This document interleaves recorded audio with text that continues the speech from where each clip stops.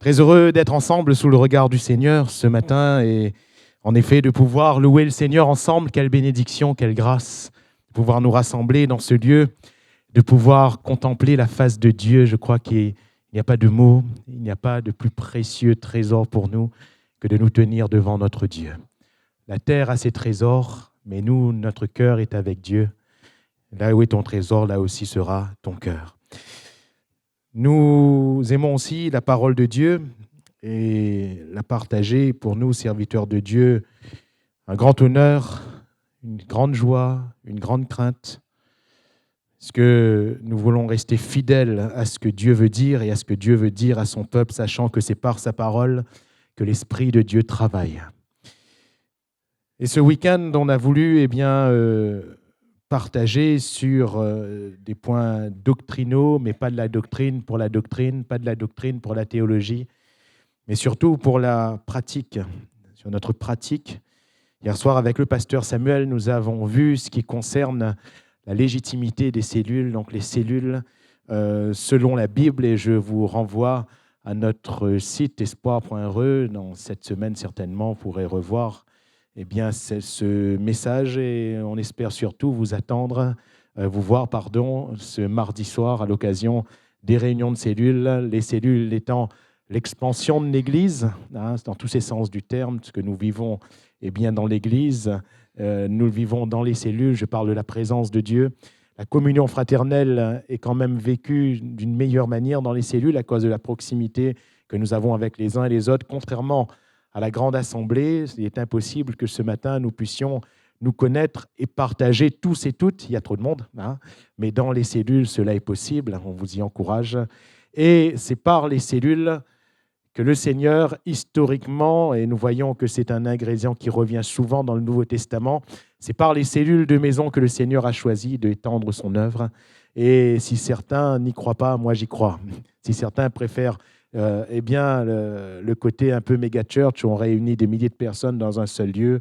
Nous, ce que nous voyons dans le livre des Actes des Apôtres et dans la suite dans les lettres même des apôtres et des pères de l'Église, ce que nous voyons, c'est que les églises se rassemblaient dans le temple et dans les maisons, et c'était ainsi que l'Église de Dieu gagnait et gagnait du terrain. Alléluia! C'est ainsi que l'Église de Saint-Louis sera gagnée, la ville de Saint-Louis. Alors, ce matin, j'aimerais vous partager sur un autre point qui peut sembler, en 2023, illégitime, mais qui, au contraire, est parfaitement légitime s'il est bien mené, il est bien pratiqué. Il s'agit du jeûne. Du jeûne. Quand on parle de l'Église, on dit souvent il y a jeûne et prière. Mais c'est quoi le jeûne ? À quoi ça sert ? Est-ce encore utile de jeûner aujourd'hui ?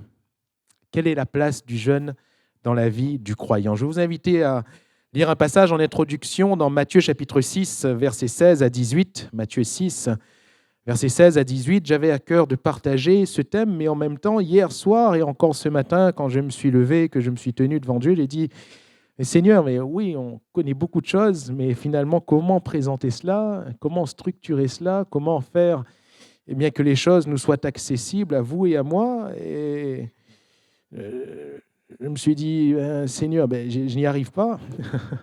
Je n'y arrive pas. On peut dire plein de choses sur le jeûne, mais en même temps, on peut ne rien dire. On peut se ressortir de ce lieu en n'ayant rien reçu. Alors, j'ai dit, Seigneur, c'est toi qui conduiras ce matin. C'est toi qui conduiras toutes choses. Matthieu 6, versets 16 à 18, Jésus va dire, lorsque vous jeûnez, ne prenez pas un air triste comme les hypocrites qui se rendent le visage tout défait pour montrer aux hommes qu'ils jeûnent. Je vous le dis en vérité, ils reçoivent leur récompense. Mais quand tu jeûnes, parfume ta tête et lave ton visage, afin de ne pas montrer aux hommes que tu jeûnes, mais à ton Père qui est là dans le lieu secret. Et ton Père qui voit dans le secret te le rendra. Amen. Jésus présente ici le jeûne déjà comme un contraste. Quand il dit à ces Juifs, lorsque vous jeûnez, ne prenez pas un air triste comme les hypocrites qui se rendent le visage tout défait, il parle à des gens qui, culturellement, pratiquent le jeûne.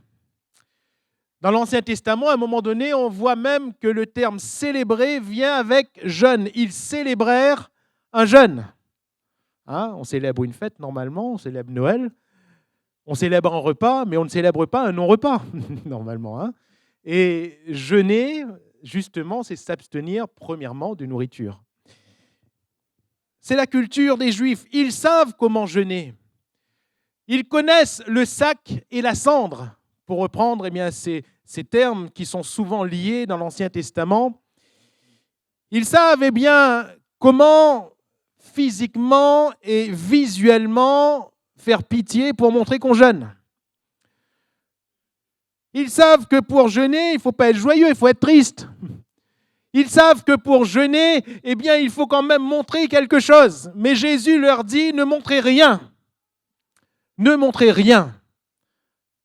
Parce que ça, c'est un jeûne hypocrite. Waouh! Et cela amène dans le cœur de ces Juifs, de ceux qui l'entourent, et qui sont si bien assis dans les traditions. Cela amène dans leur cœur forcément un paradoxe, une remise en question, car c'est quand même le Maître, le Seigneur, c'est quand même celui qu'ils suivent. Jésus parle à ses disciples, il ne parle pas à la grande foule. Alors quand il s'adresse à ses disciples qui voient l'efficacité de la vie de Jésus, qui voient la puissance de Jésus et qui entendent dire quand vous jeûnez, ce n'est pas la peine de montrer aux autres, je crois qu'il y a un certain choc. Ce matin, mon propos n'est pas tant de vous choquer, mais de nous amener tous et toutes à jeûner efficacement. Car je le crois de tout mon cœur, tous nous devons jeûner. Tous. Le jeûne doit faire partie intégrante de la vie du chrétien. Mais pas jeûner de n'importe quelle manière. Car ce ne sont pas tous les jeûnes que Dieu agrée. Jeûne avec le petit chapeau sur le U. Hein. La réunion de jeunesse, c'est la semaine prochaine. Alors, jeûner, c'est littéralement s'abstenir totalement ou partiellement de nourriture. Ça, c'est la définition première. Sans être chrétien, sans parler de Dieu, il y a des hommes et des femmes qui pratiquent le jeûne sur cette terre. Sans même parler de religion. Il y en a qui pratiquent pour maigrir. Hein? Apparemment, c'est une technique. Hein? Voilà. Forcément, si on ne mange pas, on va maigrir, ça c'est sûr. Mais après, ce sera plus dur. Je referme cette parenthèse. Jésus nous parle du jeûne. La Bible nous parle du jeûne. Premièrement, le fait de s'abstenir d'aliments. C'est donc la base de cette pratique. Il n'y a pas d'autre base, c'est la base de cette pratique, le jeûne. Le jeûne est souvent rattaché dans notre expression à la prière. Le jeûne et prière, la prière et le jeûne. J'aimerais dire que le jeûne est l'expression de la prière profonde. Et c'est là où peut-être on commence à toucher à l'efficacité du jeûne. Le jeûne est l'expression de la prière profonde. On peut prier comme ça. On peut prier pour un besoin. Et puis on peut jeûner et prier. Et là, on entre un peu plus en profondeur. Prière profonde, pourquoi ? Parce qu'elle est efficace. Et quand nous voyons ces hommes de l'Ancien Testament, et pour ne citer qu'un exemple, Élie, qui, lorsqu'il se tient devant Dieu, il faut le dire, il jeûne et il prie. Il jeûne et il prie. Jacques va dire quoi ? Dans le dernier chapitre de son épître, il va dire qu'Élie était un homme de la même nature que nous. Il pria, la pluie cessa de tomber, il pria à nouveau, et la pluie se remise à tomber. Mais dans le texte, vous verrez, il a jeûné. Il a jeûné. Quand il envoie Akab manger, lui, il ne mange pas. Lui, il ne mange pas. Il se tient devant Dieu. Son jeûne a été efficace. Et dans ce contexte, Jacques va dire « La prière fervente du juste a une grande efficacité. » Il ne dit pas la prière, il dit la prière fervente du juste a une grande efficacité. La prière fervente que j'appelle, pour que l'on comprenne un peu mieux en 2023, la prière profonde. Le jeûne est l'expression de la prière profonde. Alors, si on parle d'efficacité du jeûne, j'aimerais premièrement vous parler de l'inefficacité. Et l'inefficacité du jeûne, c'est l'inefficacité du jeûne religieux. Du jeûne religieux. Quand on parle du jeûne religieux, c'est-à-dire du jeûne que l'on pratique dans le cadre d'une religion, et ça peut être la religion de la mission Salut et Guérison, pardonnez-moi. On peut être dans la mission de Salut et Guérison et ne pas être sauvé. Et qu'est-ce qu'on fait là alors ? On pratique une religion, c'est tout, il n'y a pas plus. Si ça nous plaît, tant mieux, mais on n'ira pas au ciel. Alors, dans ce cadre, oui, nous pouvons pratiquer le jeûne. Et le jeûne religieux, c'est une coutume. C'est une discipline qu'on inflige. Cela peut être une bonne discipline, cela peut être efficace. Mais si ça ne s'arrête qu'à la discipline infligée, il n'y a là aucune efficacité. Quand il parle de cette discipline, ces mêmes juifs, dans les textes qui nous sont rapportés dans les évangiles qu'on appelle synoptiques, Matthieu, Marc, Luc, à chaque fois, les disciples de Jean et les pharisiens qui jeûnent viennent dire à Jésus, dans Marc 2, verset 18 par exemple, « Pourquoi les disciples de Jean et ceux des pharisiens jeûnent-ils, tandis que tes disciples ne jeûnent point ?» Et comment ça se fait ? Nous, on pratique cela. Et toi, tes disciples ne pratiquent pas cela. Je m'arrête un instant pour simplement faire une remarque. Pourquoi est-ce que ces pharisiens et ces disciples de Jean-Baptiste attestaient cela ? C'est parce qu'ils ne voyaient pas. On est d'accord ? C'est parce qu'ils ne le voyaient pas. Et on revient sur un jeûne visible. Et Jésus appelle cela l'hypocrisie. C'est ce que nous avons lu tout à l'heure. Et Jésus dit justement de ne pas montrer. Il enseigne ses disciples de ne pas montrer le jeûne, de ne pas montrer qu'ils jeûnent. Et eux, ils ne voient pas et ils disent, ils ne jeûnent pas. Et ça, c'est un jugement. Quand on dit, sur notre prochain, il est comme ceci, il est comme cela, il y a des constats qui sont vrais, parce qu'on a constaté. Mais quand on dit qu'un homme et qu'une femme ne prient pas, ça peut être vrai comme pas, parce qu'on ne voit pas l'intimité. Quand on dit d'un homme et d'une femme qu'ils ne jeûnent pas, ça peut être vrai comme pas, parce qu'on ne voit pas l'intimité. Je referme cette parenthèse. Jésus leur répondit, « Les amis de l'époux peuvent-ils jeûner pendant que l'époux est avec eux ? Aussi longtemps qu'ils ont avec eux l'époux, ils ne peuvent jeûner. Des jours viendront où l'époux leur sera enlevé, et alors ils jeûneront en ce jour-là. » Jésus va répondre à ces religieux qui pratiquent le jeûne comme une coutume, que là, lui, parce que l'époux c'est lui, concernant ses disciples, il absout cette coutume. Tout simplement.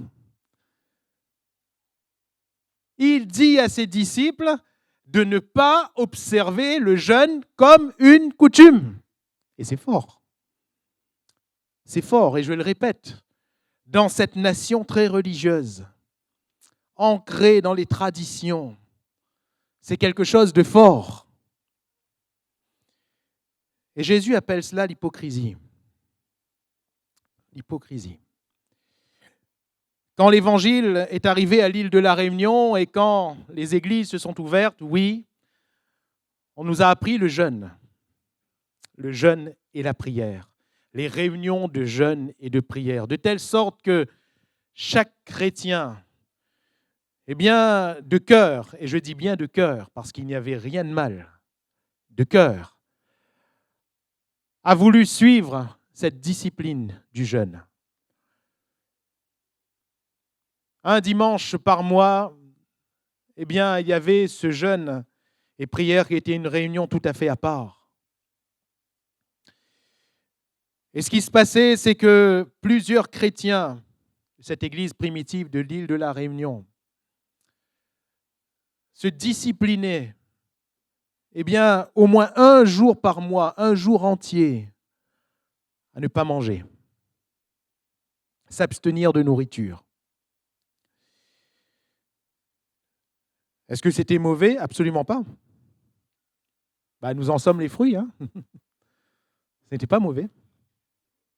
Seulement, Dieu qui nous demande d'être sages, et le Seigneur qui fait évoluer quand même les choses, notre intelligence, notre sagesse, non pas que les principes de Dieu changent, absolument pas.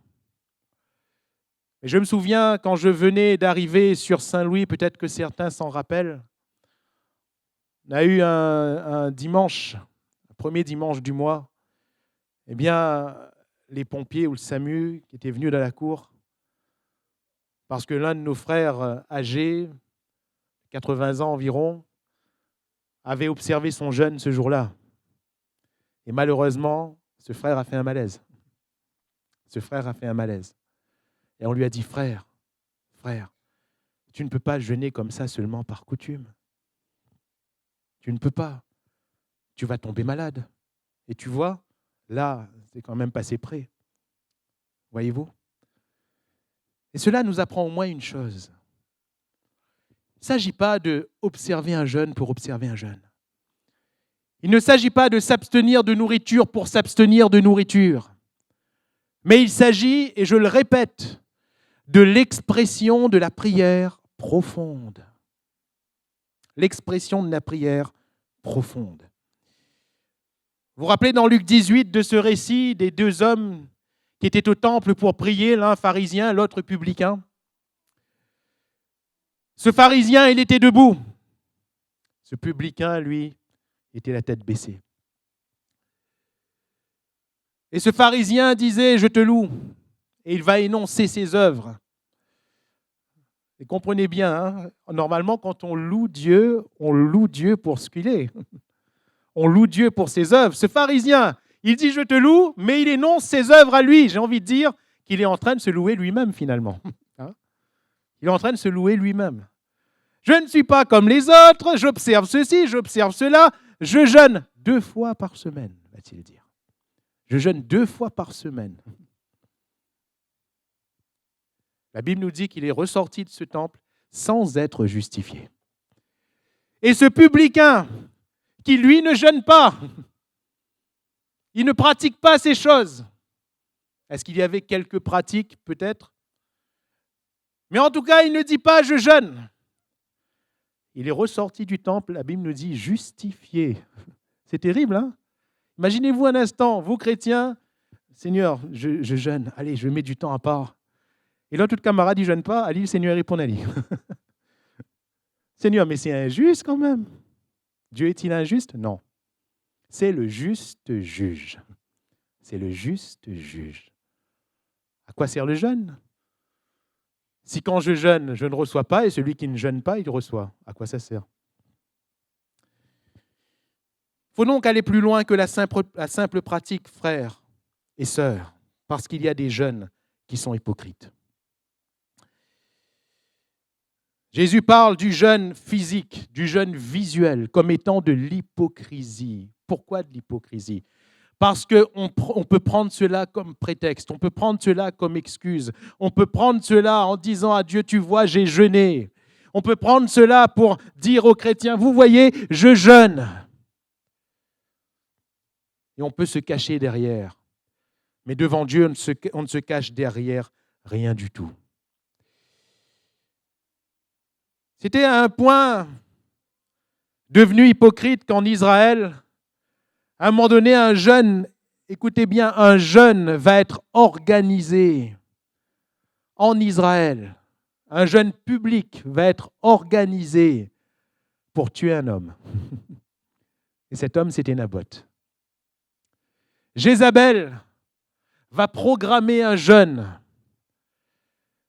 et elle va soudoyer des faux témoins derrière pour faire lapider au final Naboth et lui voler son champ, lui prendre son champ, sa propriété. Voyez jusqu'où on peut aller à partir d'une simple pratique. Parce qu'il y a, voyez-vous, des hérésies. Je ne vous parle pas du temps de la Bible, je ne vous parle pas des siècles passés, je parle même dans notre siècle, il y a des hérésies. Quel est le jeûne que nous pratiquons? Est-ce un jeûne et prière pour la coutume? Est-ce un jeûne et prière parce qu'on a entendu qu'il y a une réunion d'église, qu'il faut venir jeûner et prier? C'est très bien. Mais quel est le but derrière tout ça? Quel est le but? Le jeûne efficace, c'est quoi? Parce que le jeûne et prière biblique, il est efficace. La prière fervente du juste a une grande efficacité. C'est en jeûnant pendant 40 jours et 40 nuits dans le désert que Jésus a pu vaincre le diable. Alléluia.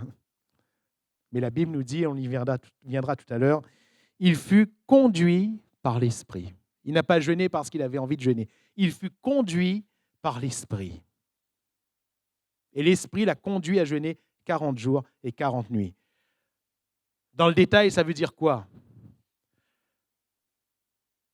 Est-ce que l'Esprit lui a dit, Jésus, il faut que tu aies 40 jours et 40 nuits jeûner? Je ne sais pas. Ou peut-être que beaucoup plus simplement, a été conduit dans le désert, il a commencé à jeûner, et puis ça a duré 40 jours. Comme Moïse, la Bible nous dit qu'il est monté sur la montagne pour se tenir devant Dieu. Peut-être qu'il ne savait pas que ça allait durer 40 jours et 40 nuits, mais il s'est tenu devant Dieu, et ça a duré 40 jours et 40 nuits. La simplicité peut être synonyme d'efficacité. Jésus, vous vous rendez compte, le diable s'est présenté devant lui et le jeûne et la prière lui a permis de vaincre le diable. Alléluia. Le jeûne a permis à Josaphat dans 2 Chroniques, chapitre 20, a permis de vaincre toute cette armée nombreuse qui était en face de ce petit royaume de Juda. Josaphat était dans la crainte. Et si le jeûne a permis à Jésus de vaincre le diable, le jeûne qui a été proclamé ce jour-là pour tout ce peuple de Juda, a permis, premièrement, un don spirituel. Le jeûne et la prière permettent, frères et sœurs, les dons spirituels. Alléluia. A permis ce jour-là un don spirituel. Et dans ce don spirituel, dans cette expression de l'esprit, il a été dit, ne crains pas, c'est Dieu qui va combattre pour toi. Et quand la prophétie vient de l'esprit, la prophétie se réalise. Alléluia. C'est Dieu qui a combattu. Don spirituel, le jeûne a permis des chants spirituels, parce que ce n'est pas l'armée qui a été envoyée sur le champ de bataille en premier, c'est le groupe de chantres et de musiciens. Alléluia. C'est comme dans nos cultes, c'est eux qui vont en premier en général. Et ils sont envoyés parce que les cantiques doivent être spirituels pour la gloire de Dieu. Et quand le don spirituel s'est exprimé, quand les chants spirituels ont résonné, quand ils sont arrivés sur le champ de bataille, Dieu avait déjà remporté la victoire. C'était que des cadavres. Alléluia. Mais tout ça avec quoi à la base? Un jeûne. Un jeûne. Esdras, dans son voyage, à l'occasion du retour du peuple de leur diaspora, Esdras, la Bible nous dit qu'il va proclamer un jeûne, mais un jeûne, et nous le verrons tout à l'heure, est précisé, d'humiliation. D'humiliation. Et il va proclamer ce jeûne. Pourquoi? Il n'avait pas demandé de la garde royale. Parce qu'il avait dit, c'est Dieu qui nous protégera dans notre voyage. Les voyages étaient périlleux à l'époque. Plus la distance était longue, plus vous risquiez la mort, plus vous risquiez d'être attaqué. Des gens qui veulent dérober vos trésors. Plus vous risquez d'être attaqué en chemin et de mourir. C'était périlleux. Et Esdras va demander à ceux qui l'accompagnaient, à tout son convoi, de jeûner afin que Dieu protège leur voyage. Et c'est ce qui va se passer. Le voyage va être réussi. Et oui, le jeûne amène la protection de Dieu sur des routes périlleuses. Alléluia. Ces routes peuvent être des images, vous l'aurez compris. Alors, Néhémie va proclamer un jeûne pour la reconstruction. Et comprenons par là qu'il s'agissait beaucoup plus que la reconstruction des murailles. Il s'agissait de la reconstruction du peuple lui-même. Le peuple avait besoin d'une reconstruction de la ville, de sa muraille. Le peuple avait aussi besoin d'une reconstruction morale, d'une reconstruction du cœur, d'une reconstruction. Et le jeûne va être proclamé. Frères, sœurs, si nous voulons d'une reconstruction, il faut jeûner. Alléluia. Il faut jeûner. Esther va proclamer un jeûne pour le salut du peuple. Il fallait qu'elle comparaisse devant le roi, que le roi ne la rejette pas, pour que le peuple, les Juifs, soient sauvés. Nous devons bien sûr jeûner pour le salut. Et ce jeûne a été efficace, puisqu'au final, ce peuple, les Juifs, ont été sauvés d'une mort certaine. Ninive, à la prédication de Jonas, a proclamé un jeûne pour le salut de cette nation. Une nation païenne, une nation ennemie d'Israël. Et en passant, c'est pour cela que Jonas ne voulait pas aller. Voilà pourquoi dans le dernier chapitre de son livre, il va dire « Je savais que tu étais un Dieu bon. Voilà pourquoi je ne voulais pas aller. Je savais que tu voulais sauver ce peuple. » Et Jonas ne voulait pas que ce peuple soit sauvé. C'était des ennemis d'Israël. Hein? Parfois, quand l'autre nous fait du mal, on ne veut pas trop qu'il soit sauvé, n'est-ce pas? Mais le Seigneur, eh bien, il veut sauver les hommes. Alléluia. Les païens, il veut les sauver. Hein? Il veut les sauver. Il veut sauver tous les peuples, toutes les ethnies, toutes les religions. Alléluia. Le Malbara devant son chapelle, le Seigneur veut sauver Ali. Hein? Vous avez vu une haine sur l'estrade. Le Seigneur il veut sauver Ali. Les Arabes qui prient dans son cornet, le Seigneur veut sauver Ali. Le Seigneur veut sauver. Alléluia. Parfois, nous, humainement, on méprise, mais Dieu veut sauver. Dieu veut sauver. Dieu veut sauver ceux-là même qui sont nos ennemis. Et le jeûne amène le salut. Alléluia. Le jeûne permet l'envoi des ministères, acte 13. C'est dans le jeûne et la prière que l'Église servait. Et c'est là que l'Esprit va dire, mettez-moi à part, Paul et Barnabas, pour l'œuvre à laquelle je les ai appelés. Est-ce que quelqu'un a contesté à un seul moment le ministère de Paul et Barnabas? Non. Parce que c'est l'Esprit qui leur a dit. Alléluia. L'Esprit a attesté, l'Église a attesté.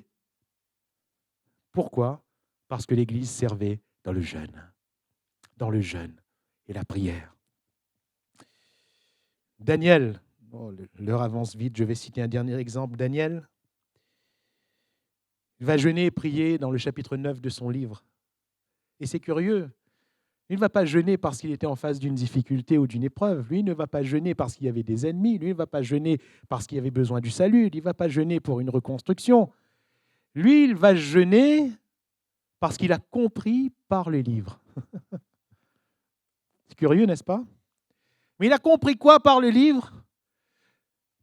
Qu'il devait s'écouler 70 ans avant le retour du peuple d'Israël sur ces terres. Il avait compris que la déportation qu'il était en train de vivre, lui, avec les siens, allait durer 70 ans. C'est écrit où? Dans le livre. Et c'est qui avait dit cela? Ce n'était pas les chefs prévisionnistes de la météo. Ce n'était pas, les Nostradamus ou autres, non. Qui avait dit cela? C'était Dieu lui-même. Et il va jeûner et prier, pourquoi? Pour que les promesses de Dieu s'accomplissent. Alléluia. Il n'a pas dit, ah bon, ça se passe comme ça? Ah Seigneur, merci, j'attends que les 70 ans s'écoulent. Il jeûne et prie pour que ce que Dieu a dit s'accomplisse. Dieu cherche des hommes et des femmes qui prient et qui prient profondément le jeûne afin que ce qu'il a dit s'accomplisse. Seigneur, tu as dit, ça va s'accomplir, mais dans cette chaîne d'accomplissement, il y a moi qui prie. Alléluia. Le jeûne. Daniel a compris cela. Alors, nous venons de montrer successivement que le jeûne peut être inefficace s'il est religieux, coutumier, hypocrite seulement. Et nous venons de voir que quand même, dans plusieurs cas de figure ici cités, que le jeûne biblique est efficace. Et que si vous et moi, nous nous mettons à jeûner selon la Bible, selon l'enseignement du Seigneur, il y aura de l'efficacité dans notre vie. Et il y aura de l'efficacité dans l'Église. Nous voulons voir de l'efficacité dans l'Église. Il ne s'agit pas de multiplier les œuvres. Il ne s'agit pas de multiplier des réunions ou de multiplier des organisations. Frères, sœurs, il s'agit que vous et moi, nous mettions en pratique l'enseignement du Seigneur. Et le jeûne est l'enseignement du Seigneur. Alors, quel est le vrai jeûne? Je disais en introduction que la définition première du jeûne, c'est s'abstenir d'aliments, mais j'ai dit également que le jeûne est pratiqué par beaucoup d'hommes et de femmes sur la terre, pas forcément chrétiens, et pas forcément dans un but chrétien. Le jeûne biblique, il est spirituel. Il est spirituel. Et quand je dis qu'il est spirituel, ça ne signifie pas qu'il concerne l'esprit dans la mesure où le corps doit être omis. Non. Jeûner et prier, sur un plan pratique, concerne le corps parce qu'on s'abstient d'aliments. Mais le but est spirituel. La pratique est spirituelle, c'est spirituel. L'enseignement même est spirituel. De bout en bout, le jeûne est spirituel. Dans la mesure où finalement, quand on jeûne et on prie, on ne met pas seulement de côté un aliment, mais on fait taire la chair et le quotidien pour rester devant Dieu. Alléluia.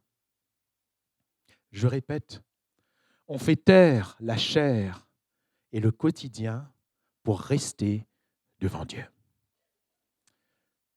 Il ne s'agit pas seulement de s'abstenir d'aliments, mais je m'abstiens d'aliments, je m'abstiens d'écran, je m'abstiens de ce qui d'habitude est là pour me faire plaisir, pour me divertir, pour loisir, pour autre chose. Je m'abstiens de toutes ces choses, non pas par religion, mais parce que je veux me tenir devant Dieu.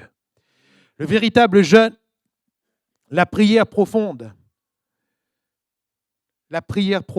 nous amène non pas à chercher notre désir, notre peine, nos souffrances, mais nous amène à chercher la face de Dieu.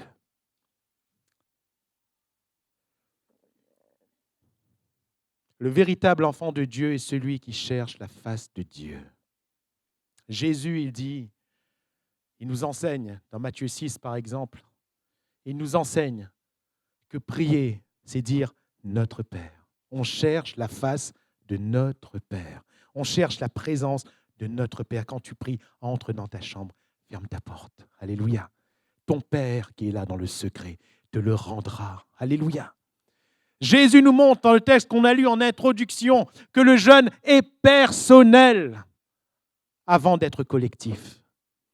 Il est personnel parce qu'il ne dit pas quand vous jeûnez, il dit quand tu jeûnes. Ne montre pas aux autres que tu jeûnes. Parce que c'est avant tout entre toi et ton Père. Alléluia.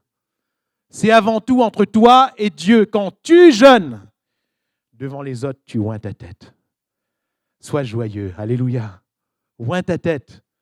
Oins ta tête. Ta misère, tu la portes devant Dieu. Devant Dieu. On aurait pu dire Seigneur, mais là c'est de l'hypocrisie. Il y a de la peine, il y a de la souffrance et devant les autres on montre comme si on est joyeux. Frères, sœurs, non. Ce n'est absolument pas une hypocrisie. Je vais vous expliquer en toute simplicité ce que c'est. C'est la réalité des enfants de Dieu. Parce que quand nous croyons en Dieu, quand bien même nous sommes tristes, il y a une joie qui est sur notre vie. Et c'est la joie du Seigneur. Ce n'est pas la nôtre. Ça ne s'explique pas. Mais c'est là. Quand bien même nous traversons des souffrances, quand bien même notre cœur est défait, nous ne sommes pas cependant en défaite. Alléluia. Nous sommes toujours dans la victoire du Seigneur Jésus par la foi. Il y a des choses à surmonter dans notre cœur. Pourquoi? Parce que nous sommes enfants de Dieu. Il y a des tristesses à dépasser. Il y a des douleurs à dépasser. Il y a des choses à surmonter. Et ça porte un nom. Ça s'appelle la maturité. Alors, le jeûne est personnel, il est spirituel. Voilà pourquoi il est important, quand on parle de Jésus, de souligner qu'il a été conduit dans ce jeûne par l'Esprit, car le jeûne est spirituel. Quand nous jeûnons, il faut se laisser conduire par l'Esprit. Alléluia. Le jeûne ne doit pas être mécanique, sinon on retombe dans la coutume, on retombe dans la religion. Le jeûne ne doit pas être mathématique, il ne doit pas être dépendant d'une organisation humaine. Il faut de l'organisation pour l'ordre, bien sûr que oui. Mais le jeûne n'est pas dépendant d'une organisation. Le jeûne est dépendant de l'Esprit de Dieu. Le Saint-Esprit doit nous diriger.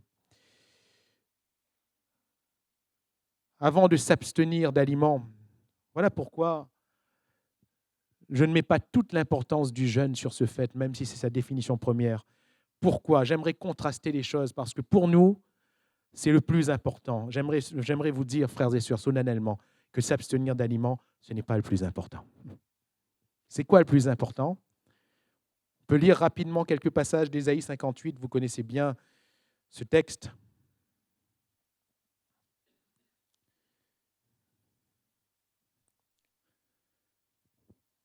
Ésaïe 58.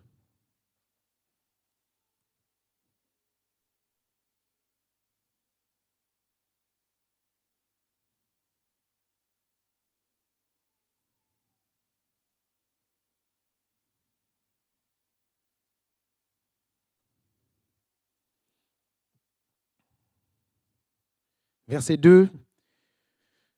Dieu va dire, tous les jours, ils me cherchent, ils veulent connaître mes voies. C'est les jeunes. Comme une nation qui aurait pratiqué la justice et n'aurait pas abandonné la loi de son Dieu, ils me demandent des arrêts de justice, ils désirent l'approche de Dieu. Verset 3, que nous sert de jeûner si tu ne vois pas, de fortifier notre âme si tu n'as point d'égard. Voici le jour de votre jeûne, va dire Dieu, vous vous livrez à vos penchants et vous traitez durement tous vos mercenaires. Voici, vous jeûnez pour disputer et vous quereller, pour frapper méchamment du poing. Vous ne jeûnez pas comme le veut ce jour, pour que votre voix soit entendue en haut. Et cela rejoint un peu les propos de Jacques qui va dire, vous demandez, vous ne recevez pas parce que vous demandez mal, dans le but de satisfaire vos passions à vous. On vient jeûner devant Dieu seul ou bien avec les frères et les sœurs, mais on n'abandonne pas la méchanceté. On n'abandonne pas le péché. On sort du jeûne et ça ne nous gêne absolument pas de nous quereller, de nous disputer, de faire du mal ou de répondre au mal par le mal. On sort du jeûne. On va au jeûne, on pratique le jeûne et on pense que Dieu nous écoute. Et puis on se pose la question, mais Seigneur, pourquoi tu ne nous écoutes pas ? Seigneur, pourquoi tu ne nous réponds pas ? Et le Seigneur va dire, mais c'est ainsi que vous jeûnez ? Que nous sert de jeûner, va dire Israël. Au verset 5, Dieu va dire, est-ce là le jeûne auquel je prends plaisir ? Un jour où l'homme humilie son âme ? Est-ce que Dieu ne veut pas que nous humilions notre âme ? Si. Mais regardez bien le texte. Un jour où l'homme humilie son âme, les autres jours, on fait quoi alors ? On humilie un jour, mais les autres jours, on fait quoi ? Les autres jours, on fait quoi ? Ça ne sert à rien d'humilier son âme un jour si c'est pour être méchant les autres jours. Ça ne sert à rien que d'invoquer le nom du Seigneur dans un temps, si dans le reste du temps, on est en train de se livrer au mal, au péché et aux convoitises. Ça ne sert à rien. Ça ne sert à rien. Le jeûne est caduc. Il n'est pas entendu en haut. Courber la tête comme un jonc, se coucher sur le sac et la cendre. Est-ce là que tu appelles un jeûne, un jour agréable à l'Éternel ? Et là, on revient sur ce que Jésus dit. Il parle d'hypocrisie. Il parle des hommes et des femmes qui ont le visage défait, de ces hommes et de ces femmes qui pratiquent le jeûne visuellement, visiblement. Hypocrisie. Alors que le cœur est rempli de méchanceté.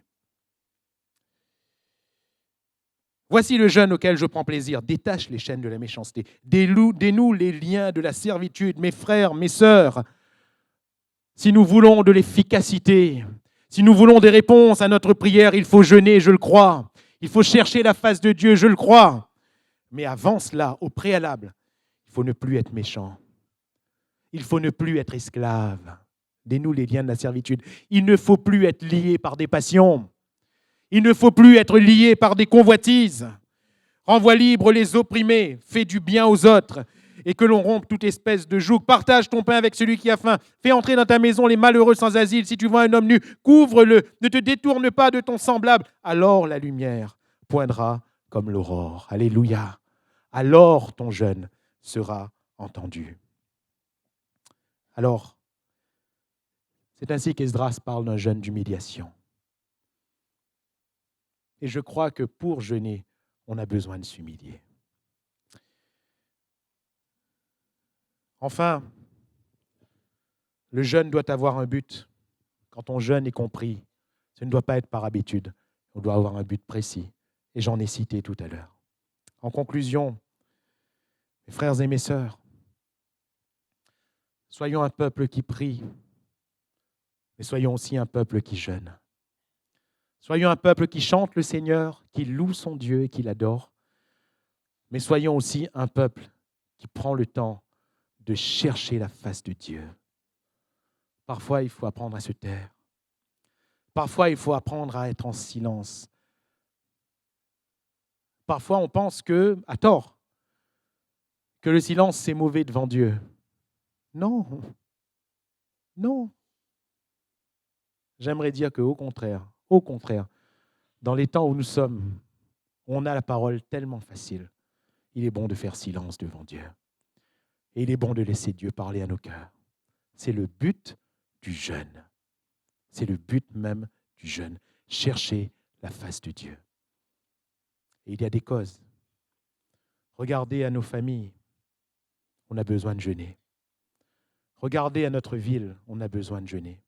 Regardez à notre pays, à notre monde, on a besoin de jeûner et prier.